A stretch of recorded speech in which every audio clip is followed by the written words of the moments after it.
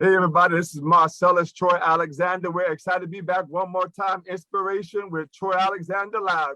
Tonight we have a phenomenal guest. I'm so excited to introduce her. If you don't know her already, I'm telling you, you need to get to know her. But before we go there, listen, every week we come on and bring amazing guests to inspire you to go get your dream. Listen, our motto is dream. Take that step and walk with purpose into your destiny. Tonight, I'm telling you, listen, you are worth your dream. Go get it. Listen, and you are not too small, too young. No, listen, you are big enough to go get your dream. So tonight, I want to encourage you. Go get your dream. And listen, stay connected with us, y'all. We're on Facebook, Troy Alexander, Instagram at Pick by Design. I love taking photos. Listen, our nonprofit call to inspire.org, and we're on the YouTube. Inspiration with Troy Alexander. Listen, tonight, real quick, I wrote this book of poetry called Poems, Inspiring Dreams, Purpose, and Destiny. You can get it on Amazon.com. Listen, search Marcellus Troy Alexander, or again, Poems, Inspiring Dreams, Purpose, and Destiny. Tonight, we have a phenomenal young lady that I'm so proud of and so honored to have her on our broadcast. Listen, she is a licensed clinical social worker. She is a suicide prevention coordinator with the Veterans Hospital Administration. My goodness, she's a lieutenant colonel, Army Reserve. Come on, y'all. She's a commander, the 319 Combat Sustainment Support Battalion. Listen, she's a veteran. My goodness, Operation Enduring Freedom in Afghanistan, Operation Inherent Resolve in Iraq. And that's not all. She is also Miss Belleza Latina. Hope I said it right. 2020, 2021. Please, let's welcome Beatriz Flores. How are you, Beatriz? Oh my goodness. Hi, I am so happy to be here with you. I've seen a couple of your shows and I just love how inspiring you are, but also all the different guests you bring to this show. So thank you so much for thinking of me and inviting me here today. No, absolutely. You are truly an amazing person, individual. I'm so honored. Listen, I said before the broadcast, I was reading your bio and I kept, first of all, I knew you were amazing, but then I was reading, I was like, she is like this, like Wonder Woman really has nothing on you. So I just want you to know. You're not there. I want to ask your, absolutely, your journey is so supportive of the needs of others.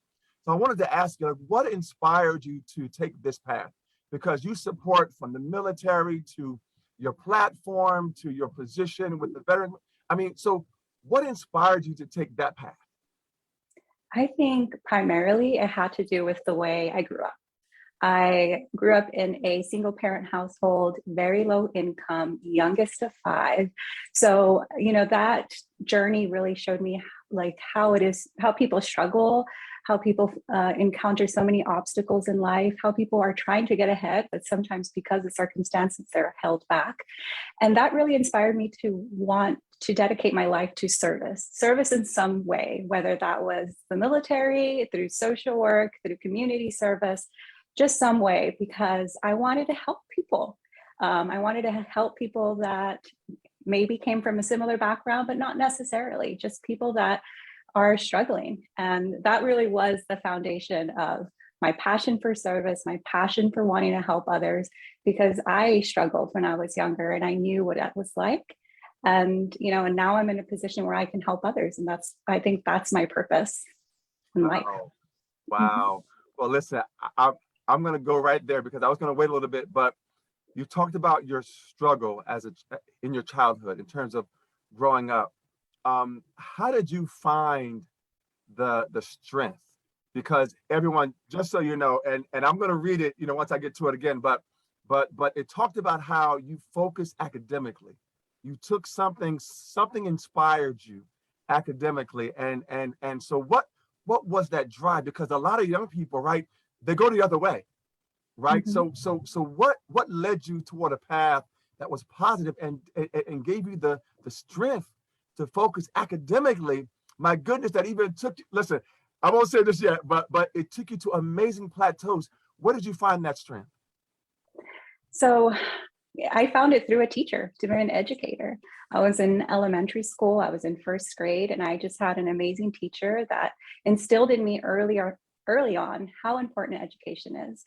And I learned right away that in order for me to, get out of poverty, to change my life, I really needed to focus on my education. And since then, I was just really hyper focused on, getting a good education, doing well in school, and, letting that take me to my next steps in life, which it did. It got me a commission in the Army, and it got me a degree in psychology, and it kept going from there. So really it came from an educator. And that's why I absolutely love teachers. They make an amazing difference in the children's life. Wow, that is such a powerful story there, and what influence that one person can have on another. And so I Absolutely. gotta ask, oh my goodness. And so I want to ask you, because you have a powerful position. And I mean, as suicide prevention coordinator for veterans at the Veterans Hospital admin. And I want to ask you, like, how did that subject matter or that topic, what put you there? Was it something that you experienced or that you saw, or did your path just kind of lead you there?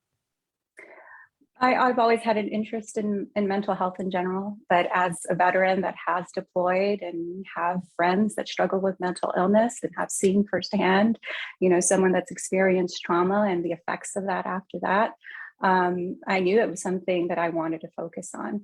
And suicide prevention, especially because I know there's a huge stigma surrounding mental illness itself, where people are afraid to talk about it, afraid to ask for help. And because of that, we see increased rates in suicide.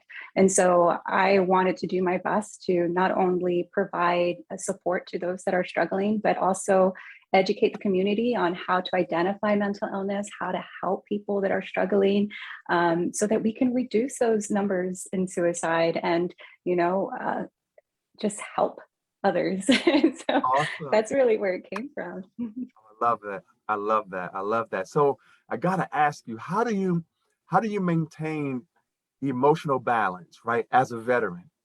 And now you're in this position working to support other veterans, and which is again a subject matter that's very difficult, right, dear to all of it. And you talk about the mental health, and I want to talk more about that. But how do you maintain your balance, having seen what you've seen, which I want to talk a bit more about that in terms of your tours in Afghanistan and Iraq as well. But how do you maintain a balance? So, oh, I find time for self-care for sure.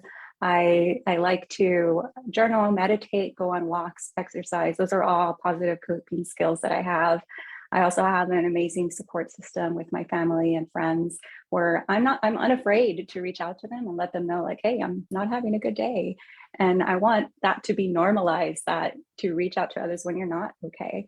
And that's really where I find my balance is just through those coping skills that I've learned. And it's not something I had all my life. It's something that you develop over time and learn.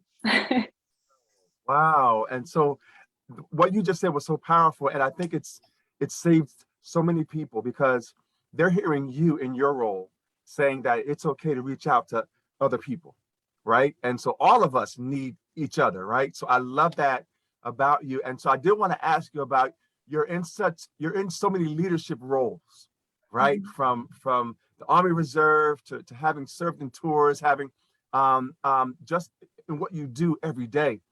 How have you learned to be okay being transparent? Because I would think as a leader, especially like in the military, right? I would think there's like an aura, right? Like you have to be very, strong and firm and sort of not so emotional in a sense. But how have you learned to sort of be okay with that, but still being a leader?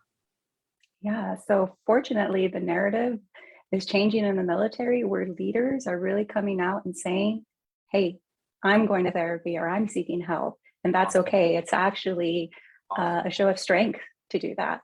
And I love this shift that we're having in the military. And I am totally okay with talking about seeking help because, mental illness is just as prevalent as any other kind of, medical condition, but we don't really talk about it. And we need to have, and in order for soldiers to maintain their readiness for deployments, for anything to accomplish their mission, they're mental health has to be just as sound as their physical health. So I have no issues talking about it with the soldiers in my I love that. And I love what you said, Beatriz, is the fact that being able to be transparent is a sign of strength, right? Mm-hmm. Saying that I need to talk to someone is a sign of strength. And I love that, because as a leader, right, you are an example to others, right? And so yes, they follow your lead. So I applaud you.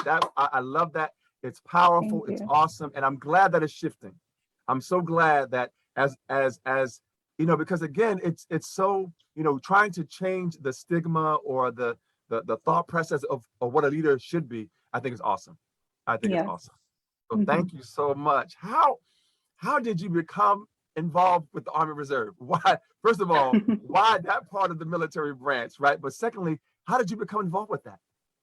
How much time do you have? Oh my, listen, it's my show. We have 2-3 hours. It's okay. Wow. Well, my interest in the Army started in high school. I was in JROTC, one of those JROTC nerds that wear a uniform every week. And I was in all the special teams in JROTC, and I really liked it. I loved the purpose, identity, and community that it provided you. But I just also liked that it gives you something, a purpose, something more than yourself. But really my decision to actually join the military happened on 9/11. That's when I was resolved. So I was a junior in high school. I remember it like it was yesterday. I was in my first period English class, and my teacher, Mr. Trevino, said, "What I'm about to show you is going to change our lives forever." And so he switched on the news and showed us, the tragic events of what happened on 9/11 and the attacks we had on our country. And it was in that moment, I just felt it inside of me that I needed to serve my country. This is what I need to do. So when I got to college, I immediately enrolled in the ROTC program, which is an actual commissioning source that gets you into the Army. So I did graduate a little early. So 3 years later, in 2003, I commissioned as a second lieutenant in the Army Reserve. And that's where it all began. And I think it's been, I can't even remember, 17 years later. Wow. What an amazing moment for that decision to be made.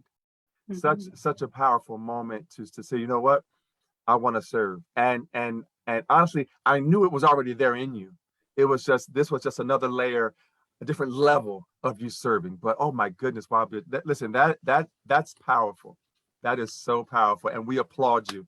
Thank you so much for all that you've done so far, and even what you're going to continue to do, because I know your journey isn't over. There is so much more that is in store for you. I see it already.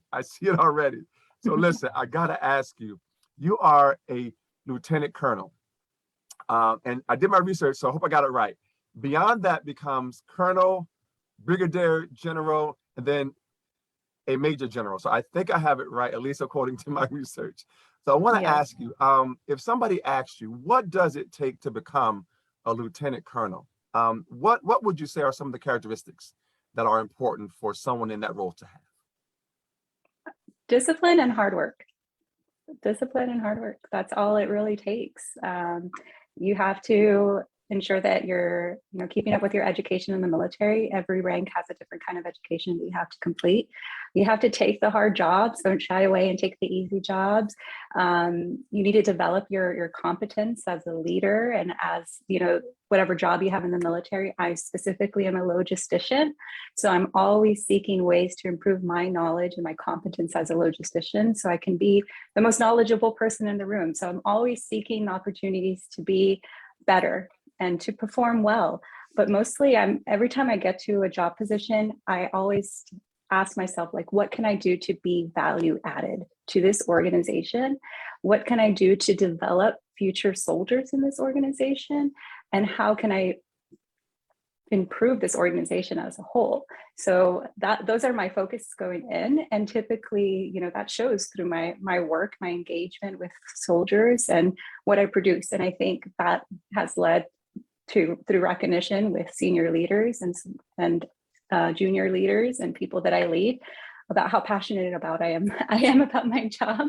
So fortunately, it's continued to help me grow and get selected for the next rank. So hopefully in a few years, I'll be, looking to that next rank of colonel. So we shall see. Yes, I have no doubt, Beatriz, that you're going to be, listen, whatever ranking that you or title that you want to aspire to, I have no doubt that you will be there, because you are there already. You're there. And so I'm just proud of you, so proud of you and all that you've done, and even what you're about to do. It's amazing. So I'm so excited for you about what's coming next for you. It's amazing. I really am. Thank you. And everybody, just so you know, like what Beatriz just said about, taking the hard jobs and doing this thing. Listen, I read in an article, back in LA Style, back in 2019, right? And this was a quote from you. My advice to women is to take the jobs that scare you. My goodness, strive to be the most competent person in the room. Do not be afraid to assert yourself, and never doubt yourself. So Beatriz, I wanted to ask you, at any point, did you ever doubt yourself?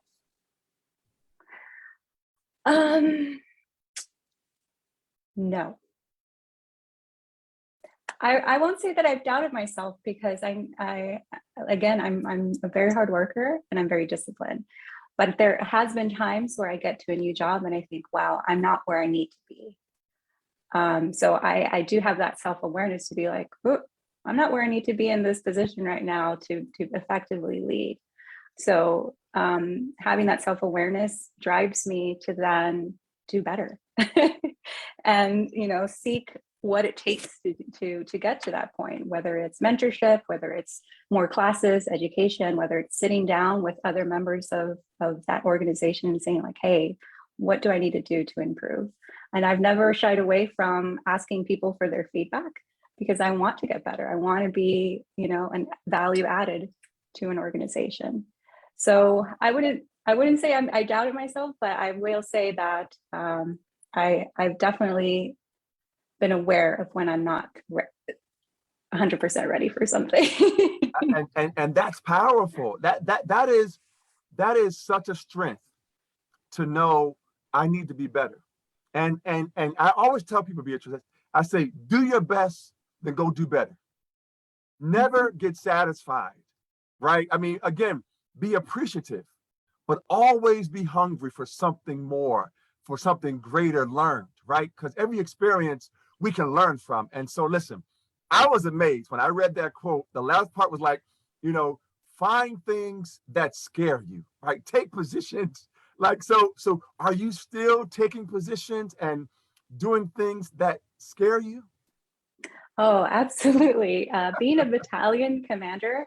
So I was, to be a battalion commander, you are selected by a board, and you're given this opportunity to lead a large organization. And that takes a lot of responsibility, and it's scary. A lot of things can go wrong. You have a lot of responsibility over soldiers' livelihoods and careers, and just the organizations as a whole, and their ability to be ready to deploy and respond to our nation's needs, whatever that may be. It's a lot, and it scares me, and it still scares me. I've been in the position for about 4 months, and it seems longer. Wow. It seems longer because it takes a lot of work. I still have my civilian job that I work at, but I still have my military job as well that does require daily attention. So, and I think, but that feeling scared and nervous, I think it's a good thing, because it means you care about the position. Absolutely. And I definitely do care. Amazing. Wow. And so listen, I got it. So for those who may not understand, being in the Army Reserve, right? Because again, I looked on the website, I saw the mission, and included in the mission of the U.S. Army Reserve, there's wording that says to be combat ready. So explain to us who may not understand what being in the reserve means. You have a daytime job, right? Like you have a full-time job. And so does it mean that at any point in any moment, if the country needs you to go serve, you have to leave that job and go serve? Yes, yes, and that can be anything. It could be a crisis. We had some units in the Army Reserve get activated to respond to the COVID-19 pandemic. You have, actual conflict when we're still deploying to the Middle East. I just got back in June, and that's still, we still have to be ready to deploy for those things.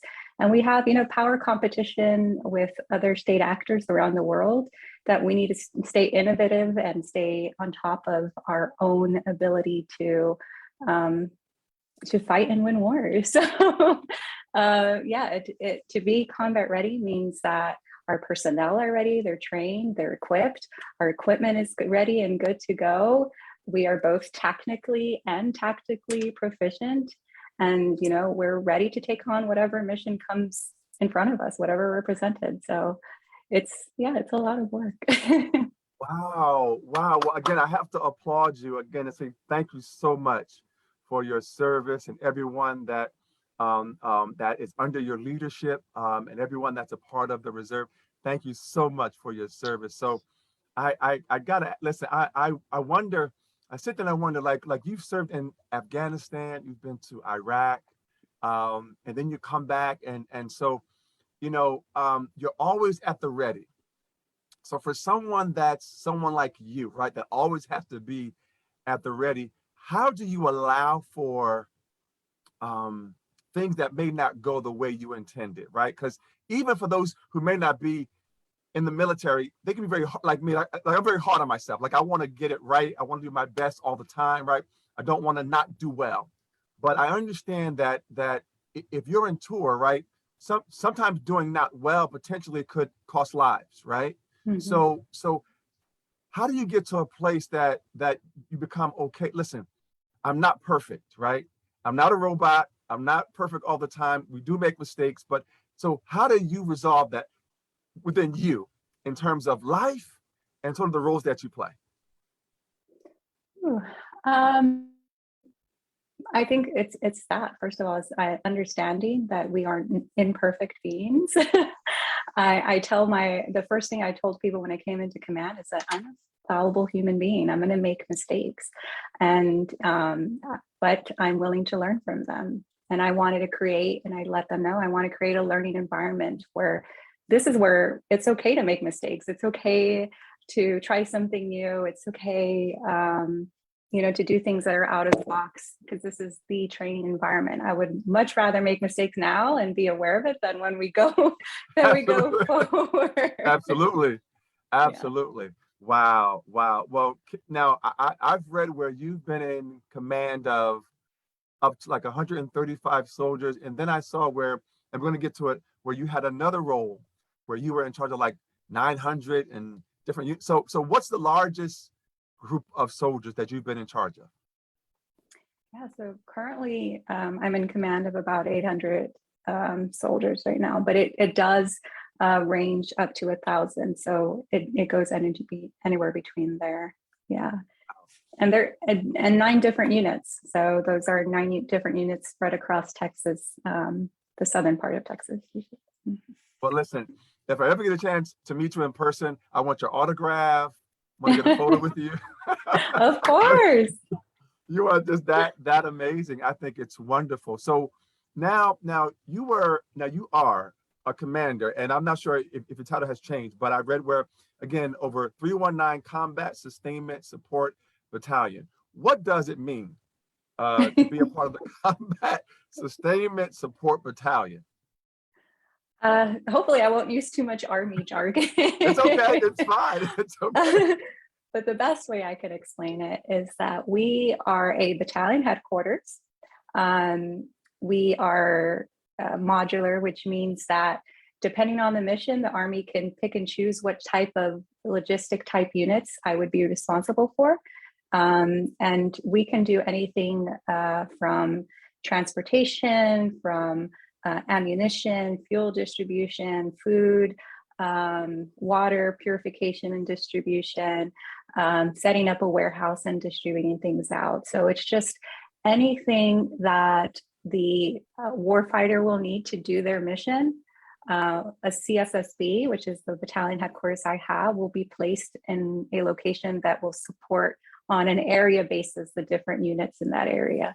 So that can be anywhere. It can be here in the States when we're just supporting, things that might be going on here. It could be overseas. So that's essentially what we do.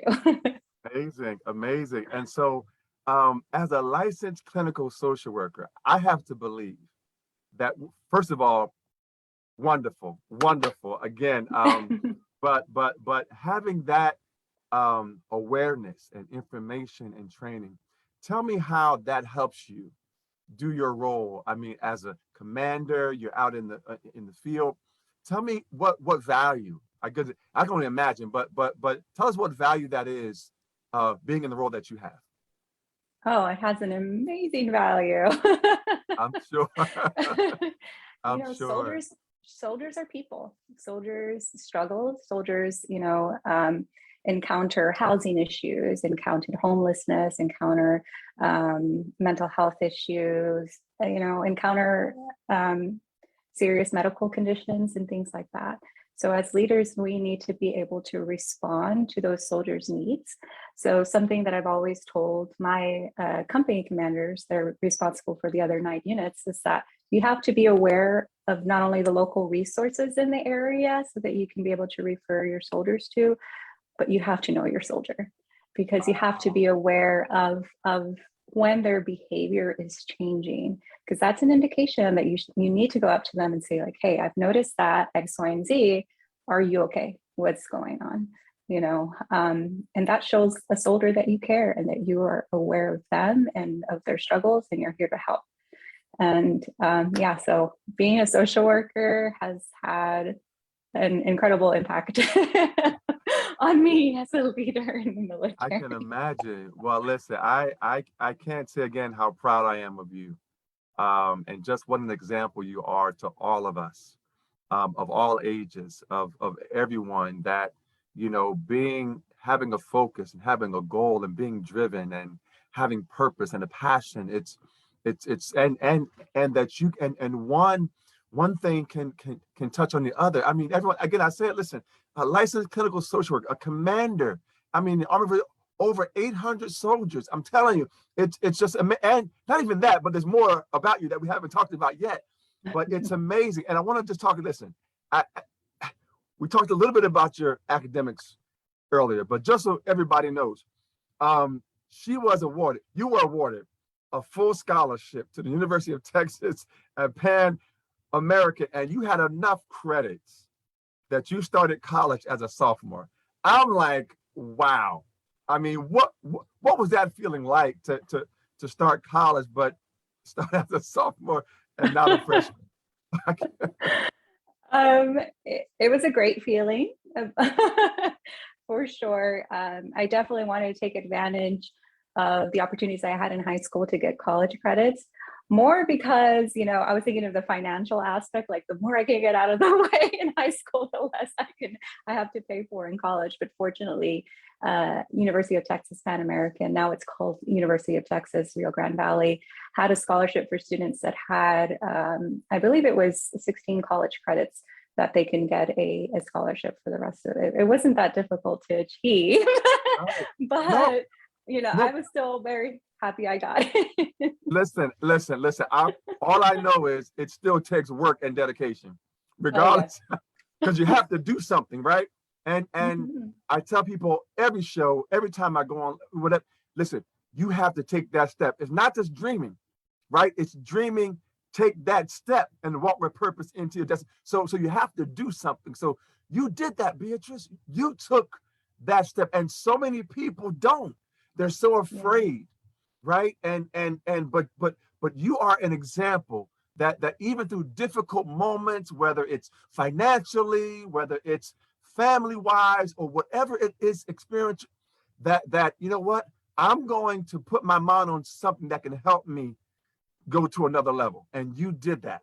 And so we applaud you. We're so proud of you, and you continue to amaze us even at this time. So listen, not only that, everybody, I'm not finished.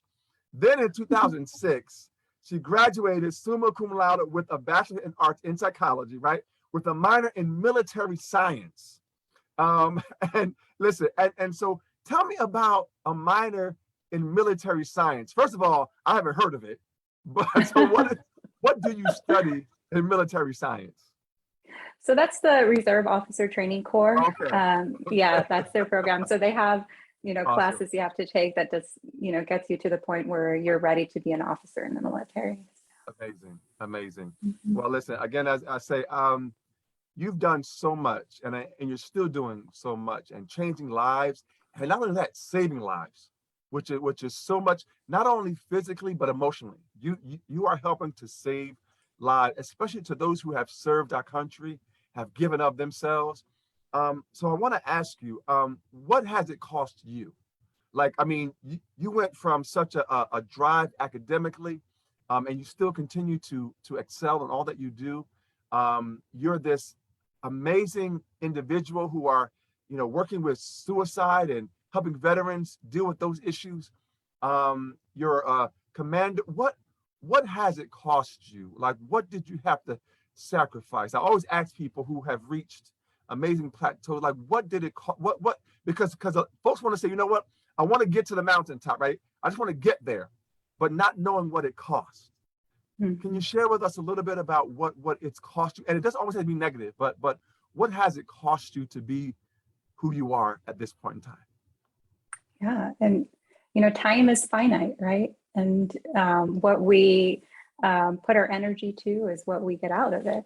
And so I did, the sacrifices, maybe time with friends, going out, time with family, time doing, other activities other than focusing on, academics and, self-development and things like that.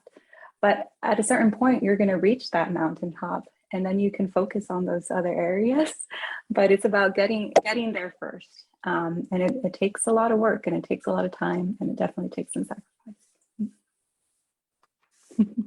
Thank you. Also, I love that. And because a lot of folks don't realize the power that it takes, right? I may have to sacrifice this now, but wow, what's going to be when I get to the mountaintop, to that place?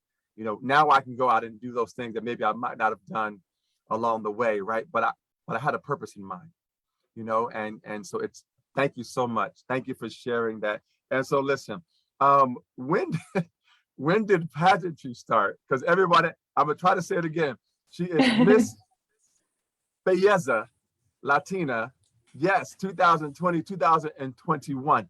When did pageantry become a part of your journey? So I did try a pageant when I was in my teenage years, but I was of little means back then. I had no idea what I was doing. Okay. And back then, we didn't have YouTube where you could just quickly look something up and say like, okay, this is what to expect. So I didn't do well in that pageant. After that, I didn't really think of pageants. I would watch, like Miss USA or Miss America as it would come on TV, but nothing too serious. But it wasn't actually until I was 30 when I had a friend of mine that I went to high school with reach out to me. She was the current Miss Belleza Latina, and she said, I really think you need to consider pageantry. She was very engaged in the community. I saw everything that she was doing and the doors that pageantry opened for her, her title opened for her. And she said, I just think you have a great story. I think that you can help a lot of people. And, this is another way for you to serve, right? And that's how it started. I competed in Texas, Belleza Latina, and I won that title. And after winning that title, I went to nationals and I got first runner up that year. It was in 2016. Yeah, I was very proud and happy about that, being that it was really like my third pageant ever. And then, I didn't do pageantry after that for a while, but I would go back and support the system because I love the Belleza Latina system and its sister system called Galaxy. I loved both those systems so much that I would travel to Orlando to see the pageant every year. And then finally I was like, okay, it's time to go back. I'm gonna give this another shot. And Wow. fortunately it was my year that year, and I did win that title. But something I've learned as Miss Texas Belleza Latina and Miss Belleza Latina is that it really, really does open a lot of doors to organizations, and just the reach you have to get to other people and talk about your platform is tremendous. I've been contacted by women in the military that haven't seen a Latina in a leadership position that now want mentorship. I've seen women in the military that reach out to me that's like, oh, I wanted to try pageantry, but I wasn't sure if I can. I was like, yes, you totally can. And just young women and men in general that just saw my story and wanted words of encouragement or mentorship. And that's the best part of it, is being able to reach people to that individual level, to be like, you can do this, you can do whatever you want to do. Wow. Well, I'm so happy for you and excited for you, and again, proud of you. Just amazing. So I got to make sure I'm clear now, Beatriz.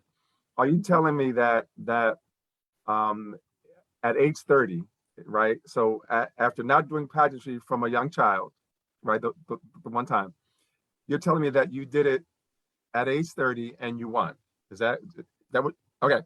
So, and then you went to the nationals and won the Texas one. Is that right, or no? First runner-up. Okay, first runner. Yeah. Then, so what was the year time frame between that one and this one? And because you won Miss Pacific Coast, right? First, right? And then you won on nationals. So how many years are we talking about? Just a few years? How many years are we talking about? It was about 4 years in between. Okay. Yeah. Mm-hmm. Okay. So I'm first of all, I'm in awe, because most people, it takes years to actually win. So I know there's something special about you, just by seeing you on social media, reading your bio. I know. So, but what is the moment like to hear your name? Because I saw the video. I saw the video. What was the moment like to have your name called and knowing that it's you? It really is always a surprise. It's a surprise when I won Texas, and when I won Miss Belleza Latina, it was a surprise, because there are amazing women that I competed with. Any one of them would have done an amazing job. So it felt amazing. I was relieved as well, because it took a lot of work to get there, and I was excited about the next steps and what I can do with the title. So it was a flood of different emotions. Well, listen, you have to tell me, like, to get to that place. Now you're so busy. I'm trying to find out when you find time to actually do pageantry, right? But are you practicing? Like, do you have a pageant coach, or are you just like, you know what? I've done this before, so I'm just going to do what I know. Like, tell me about the training. Are you training? Are you with what's your process like? Well, first, to answer your question about my time, I don't sleep at all. I'm just kidding. I was going to ask you that. When do you sleep? My goodness. But the journey, I relied on a lot of friends that had previous pageant experience. I had a friend named Veronica that is very experienced in pageantry, that would throw me some interview questions and help me with wardrobe and things like that. She was an amazing help. I had an amazing director from Texas that also helped prepare us. I had just so many different friends that were supporting me the entire time. So I didn't have an official coach. I would say if I were to compete again, I would get another coach. I do feel like I'm a little older now, but there are still some pageants for me out there. Yes. Please. I'm telling you, you are just a wonderful inspiration. I mean, people look at you and be like, wow, how do you do it? How have you become the person that you are? And it's wonderful to see. It's so refreshing to see someone just continue to just aspire. Yes, and please, how many hours of sleep do you get a night two? Like literally? But I wanted to ask you, I saw this photo of you on one of your social media sites, and it was a photo where you were looking in a mirror, and the mirror showed you in your pageantry attire, the crown, the sash. The other person looking in the mirror had on the military attire, and it was powerful to me. But I wanted to ask you, I don't know if you remember that photo, but it's such a powerful piece, that everyone really should have a copy of that and just have it in there as a sign of inspiration. What was your message that you wanted to send with that photo? If you can recall having taken that photo, what was your message that you wanted to send? Yeah, so I took that photo in preparation. I was about to deploy to Iraq at that time. And it was kind of a symbolism like, okay, I'm Miss Belleza Latina, but right now it's time to switch roles. I have another mission at hand. So, it's taking off the crown and putting on my helmet kind of thing. But the message I really wanted to send to women and people in general is that you can be anything you want to be. You can be a pageant winner or contestant, or you can be in the military, you can be a licensed clinical social worker, like just whatever your dream is, whatever you've ever wanted to try, just go for it. There is no limitation. There's nothing that says that you only have to be one thing. Just try and reach those dreams. Well, you are that and so much more, Beatriz. I mean, I said before the broadcast, I'm in awe of you. Like you really are truly a miracle. You're just a inspiration of just where people can believe, right? Like yes, you can achieve, right? You can achieve academically, you can achieve professionally, you can achieve in the military, you can command troops of 900, right? You can go to Afghanistan and come back and still inspire, work with veterans. It's just amazing. So I can't wait to see what's next for you, but we're not there yet. So you talked about the power of the crown and sash and how many doors it's opened. Tell me about how it's given you even a greater voice of your platform with mental health, and so forth. So again, so it's not just pageantry where it's on the stage, right? But it's a platform, right? It gives you a greater voice to talk about the issue that you want to share with others. So tell me about how it's impacted you in that way.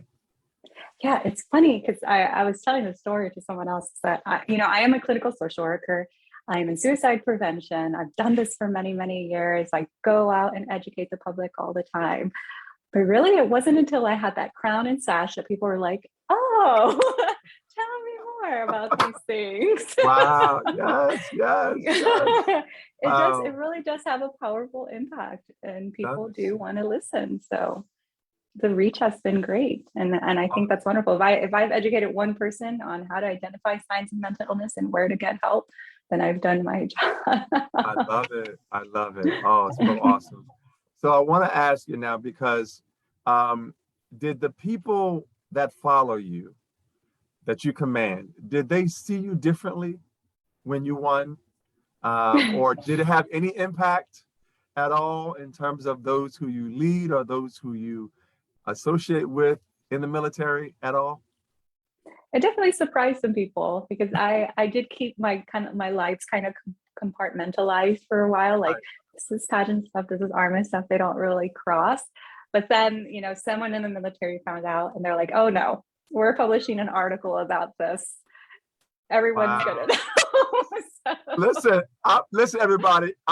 You can Google Beatriz Alicia Flores. Like, you can Google her name, right? So like my name, not so much, but her name, you can Google her name and it's amazing. So what was that like for you? Was it scary? Was it like, oh, I'm relieved? Or was it like, did you have any emotional, response to those who you command, knowing that you are a pageant, a queen, a pageant title holder?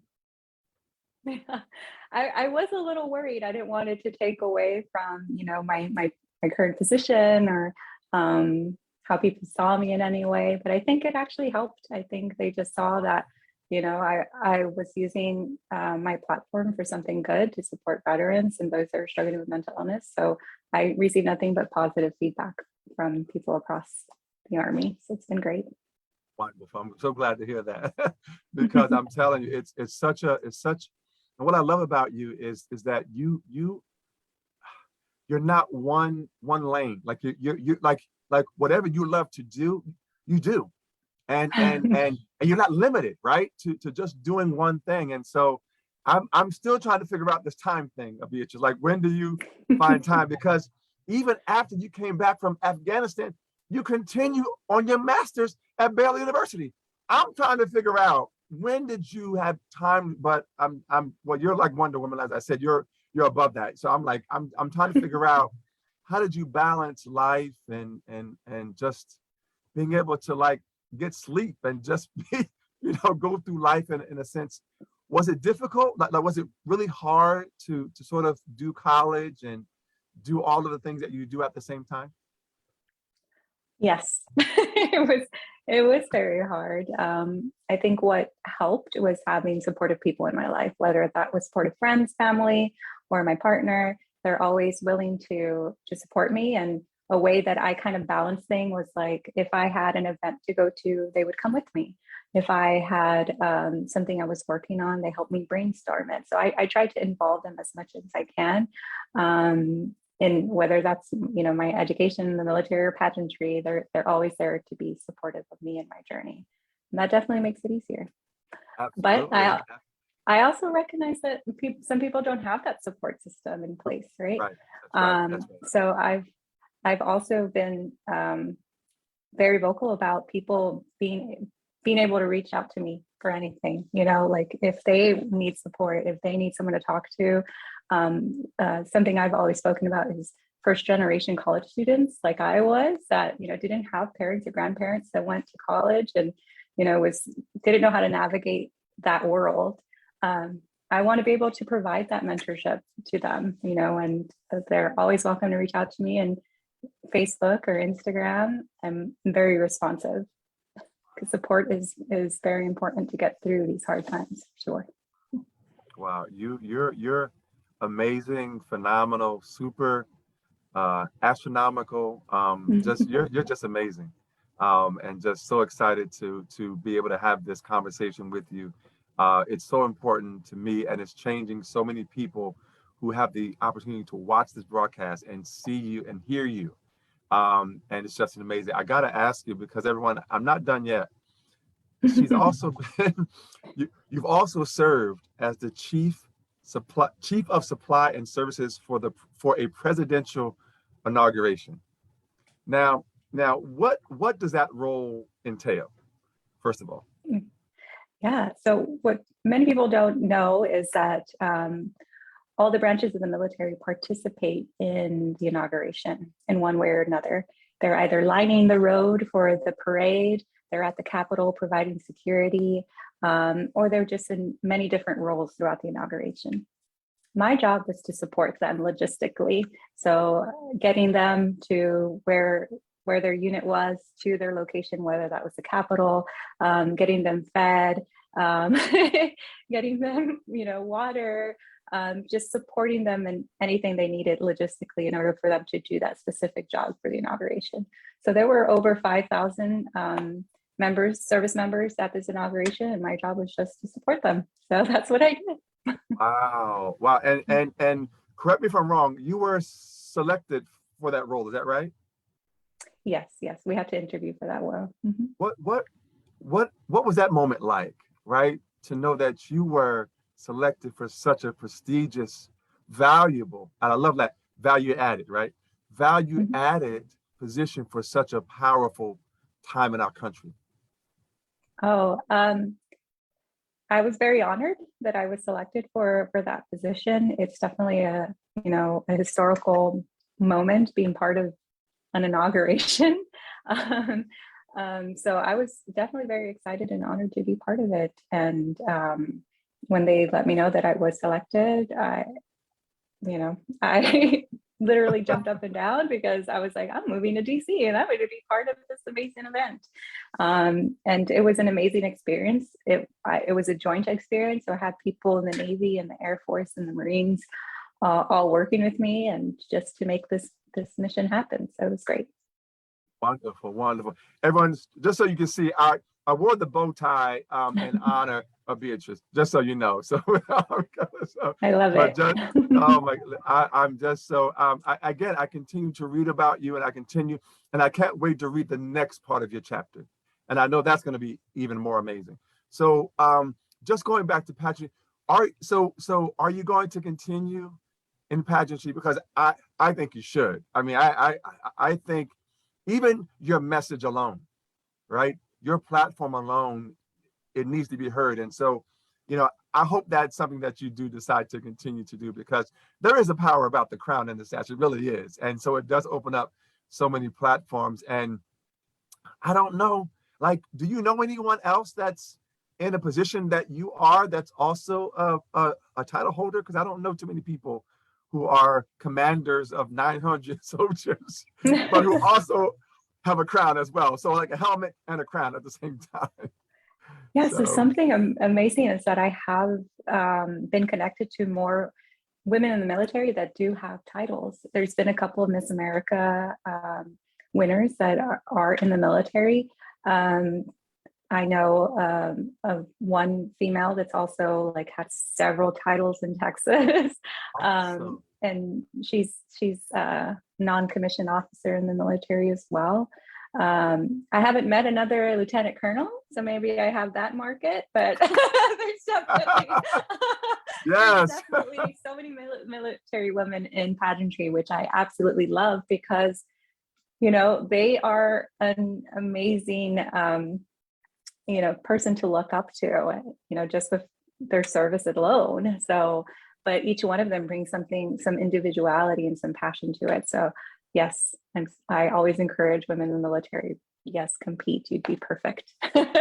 Listen, if it doesn't exist already, I can see there being a group, right, of these amazing women who are, commanders and lieutenant colonels and all the these position military, as well as title holders. Like, that is a very powerful, unique group, right? I mean, to be a commander in the battlefield as well as, queen of the stage. I mean, it's truly a powerful platform to have. And so I'm just in awe of you, Beatriz. I really, I'm looking at you on the screen, but I'm just like so in awe of your greatness, your purpose, your foundation, your drive is just really, so inspiring. So thank you for that.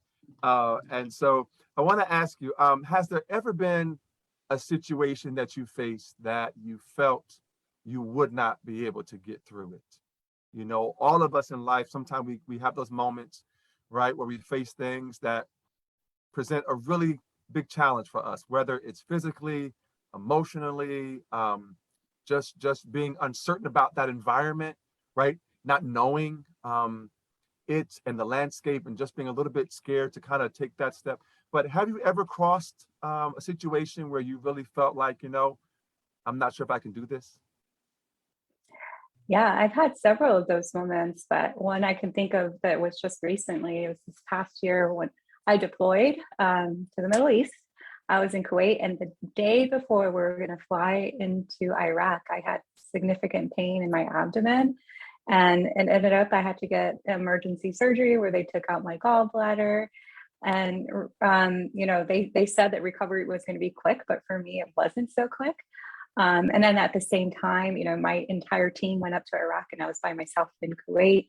I had some other members of the unit that were also there, but I didn't have as close a relationship to the ones I had in Iraq. And at the same time, the Army was instituting this new fitness test, and I'm like, I can barely walk. I can't do push-ups and throw a ball and pull myself up and do all these things. Like, am I going to get to a point where I'm recovered and I'm physically well and I'm able to do this job? Because as a leader, I need to set the example. I need to lead from the front, and I didn't know if I was going to get to that point. So, you know, last March, I could barely even run a mile in 10 minutes. And, but every day I was going out there, working out, getting better, improving and things like that. And eventually I got to a point where I do feel better. I took a diagnostic fitness test and passed that in the summer. But there was a long period of time where I was like, oh my goodness, like, is this the end of my career with this gallbladder? You know? Oh, yeah. But I did eventually get to join my team up in Iraq, and the mission went well, and I was able to come home, and now I'm better physically. But really, a year ago, I was not in a good place. What helped you, for those who may be in that place now or experience that? What if you can remember, was there something that, was it those around you? Was it something that you put in your mind? Was there something like, how did you get to a place where you actually believed that you were going to get better and get through that? Yeah, it's definitely in your mind for sure. If you think you can't, you won't. So if you keep telling yourself you can't do something, you won't do something, you won't do it. So tell yourself that you can, and have that positive self-talk every day, and you'll see it'll make a big difference and get you moving and moving towards, you know, the goal and getting past that obstacle that you're facing. Well, I'm so happy that you did. I'm so proud that you did, and you kept moving forward. And what's next for you? Because listen, I know that this is driving you. I can see it. I hear it. When I see, there's a drive in you, as you said earlier, like to be better, to just continue to just grow. And I'm like that too, right? So I want more. I want something, because I know there's more. And so what's next for you? Like, what's on your vision board? Is there anything that you haven't shared with us thus far that's on your vision board? Like, you know, do you want to, like, well, you probably done this already, right? You jumped out of airplanes, I'm assuming, right? But I don't know. But like, is there like a, you know, going to a canoeing down like the Grand Rapids or something? I don't, and you've probably done that too, but is there anything else on your vision board that you're able to share with us at this point? Yeah, so I recently partnered with a nonprofit called Illuminating Chance.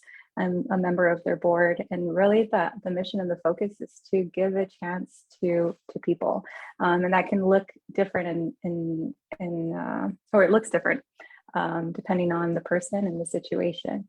And so I primarily want to focus on low income students and children, because that's who I was. I was one of those kids that didn't have the money to put together a science project, and never had the means to really, have opportunities that some of my other classmates have. And I want to work with Illuminating Chance to give those opportunities to low income students. Wonderful. I can see the Beatriz Flores Academy. I think it would be such an amazing to see you, and for them to see you and hear you and talk to you. Again, I'm throwing out there, I see academy, you know, I see all these kind of things that I envision in my mind as I talk to people, and I just see this amazing platform for you to even change even more, and I love that. And then after a while, there'll be the Beatriz Flores scholarship, right? That you'll be able to have and be able to send kids to school, you know, on a full scholarship, right? To help them grow, especially those who want to go into the military if they so choose, right? But amazing. I see it. So I gotta ask you, but I want to ask you, almost there. What would you say to someone who is having a difficult time seeing their dream, seeing their vision? What would you say to them to encourage them to hold on to their dream? I would say that, you know, dreams are just a dream until you make them to a goal and have a plan to get after it. So if you're struggling with your dream right now, start with that vision board that you just mentioned. Come up with a plan with how are you going to get to that next step. really writing things out and having a plan can make a big difference. Because right now it might seem a little overwhelming, like, oh, there's so much I need to do, there's so much I need to accomplish. But if you partialize it and take it bit by bit, step by step, it'll make it more manageable. And I can tell you, you can achieve that dream, you can achieve that goal, and you can reach that mountaintop. Just put the work in. There it is. There it is. Again, thank you so much, Beatriz. We're so proud of you and all that you. Is there more you want to share with us? We've talked about so many parts of your journey thus far, but I'm going to give you the floor. Is there more you want to share with us, or what's coming next, what you're working on, what's already been achieved that you want to share to inspire others with? Is there more you want to share with us? I just want to say, just really quickly, the holidays are very difficult for many people. People that struggle with mental health, feelings of loneliness, feelings of, being away from family and friends, and could be really challenging. So please reach out to people and check in on them. And if you're struggling yourself, please reach out for help as well. I also want to say that I'm always available for anyone to reach out to me. I love talking to people. I love hearing your story. I love being, walking alongside your journey with you. So if you ever need anything, any help, any advice, any mentorship, please reach out to me, and I'm here for you. Wonderful. Where can they find you on social media? Where's your platforms at? Mainly Facebook, but I'm also have an Instagram presence, and I can definitely comment it below your Facebook Live. Thank you so much. And so, is there anyone? I always offer this to our guests. Is anyone you want to give an acknowledgement to, a shout out to? I know sometimes that can be difficult of so many people that may have helped you along your way, but I always like to give it as an opportunity. So is there anyone specifically that you want, or a few people that you want to acknowledge at this time? I definitely want to acknowledge my mother. She came into this country when she was 12 years old with a third grade education. She raised 5 children on her own who were all successful adults and contributing to the community. And she did that through her hard work and perseverance and tenacity. And those are all qualities that I love about her and that I try to take on myself. So she's definitely a big part of my success and the reason I'm here today. Well, shout out to your mom. We applaud your mom because you are such a jewel. You're such an amazing light in this world, in this universe. So thank you so much, Beatriz Flores. We so appreciate you and all that you are and who you are still becoming. Is there anything you want to share? Again, I'll give you the platform. Is there more you want to share with us before we go off? No, that's all I want to share for now. Thank you so much for having me. This was amazing. And I love your message and what you're doing. It's really inspirational. Well, thank you so much. I appreciate you. Everybody, please, let's give it up for Beatriz Flores. Listen, again, we're so proud of you. I just want to read her bio just really quick again, just so you know how amazing she is. A licensed clinical social worker, suicide prevention coordinator for the Veterans Hospital Administration. She's a lieutenant colonel in the Army Reserve, commander, 319 Combat Sustainment Support Battalion, a veteran of Operational Enduring Freedom in Afghanistan, Operation Inherent Resolve in Iraq. She is Miss Belleza Latina 2020 and 21. And listen, after all, we don't know what next she's going to do, but we know it's going to be amazing. So thank you so much, Beatriz, for sharing your journey with us. Every week, everybody, we tell you to dream, take that step and walk with purpose into your destiny. Thank you so much for joining us again on Inspiration Live with Troy Alexander. We're going to see you again, not next week, but the week after. An amazing couple that is doing amazing things and changing the lives of others. So thank you again for your support. Thank you, Beatriz. I'm honored. I'm privileged. I will remember this. And listen, if you're ever in New York again or Philadelphia or Jersey, please let me know. I would love to capture your greatness on film, taking your photo shoot. I hope that's okay with you. But yeah, that would be awesome. So it would be great to do a photo shoot with you, and just know whatever you're doing, know that I'm here to be a support in any way that I can support you, your vision, your purpose, and your dreams. You are that amazing and more. So thank you so much.